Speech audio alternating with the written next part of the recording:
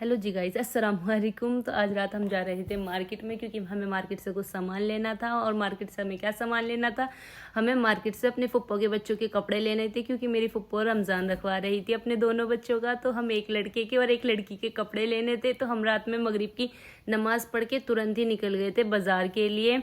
और जब हम बाज़ार में एंटर करें तो यहाँ पे हापुड़ अड्डे में सबसे पहले जब हम हापुड़ अड्डे में एंटर करते हैं तो ये वाली मार्केट पड़ती है, जिसमें सिर्फ जेंट्स के कपड़े मिलते हैं और लेडीज़ का कोई कपड़ा नहीं मिलता इधर। और तो हम आगे चलते गए, फिर हापुड़ अड्डे की मार्केट आई। मार्केट आते ही हम चले गए अंदर, लेकिन सारी दुकानें बंद थी। तो हमें थोड़ी मायूसी हुई कि हम तो इतनी जल्दी आए, दुकानें भी बंद थी।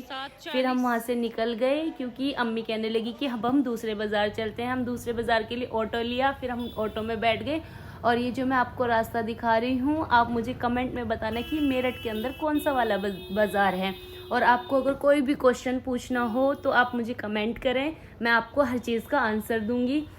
और ये बाज़ार में हम पहुँचे ही थे तो उसने हमें चौक पे उतार दिया। वो कहने लगा कि 1 किलोमीटर आपको पैदल ही चलना पड़ेगा।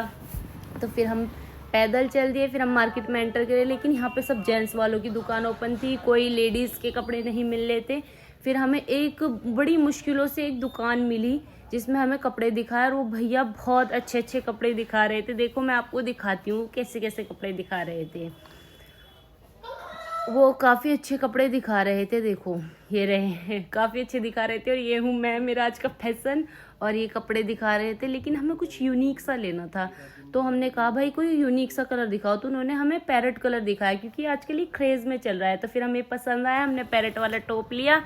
और ये फिर हम मार्केट से निकल रहे थे, क्योंकि सारी दुकानें बंद हो रही थी, सिर्फ ये 2-3 दुकान खुली हुई थी। और फिर मैंने अपने चप्पलों का साइज़ देखा तो मेरा साइज़ अवेलेबल ही नहीं था। फिर हमें ऑटो भी नहीं मिले, अगर एक ऑटो मिला तो फिर हमें पीछे बैठना पड़ा। फिर हम वहाँ से आए, लेकिन बड़ा मज़ा आया पीछे बैठ कर, क्योंकि बहुत ठंडी ठंडी हवा लग रही थी। और ये है Hifza. Thank you for watching.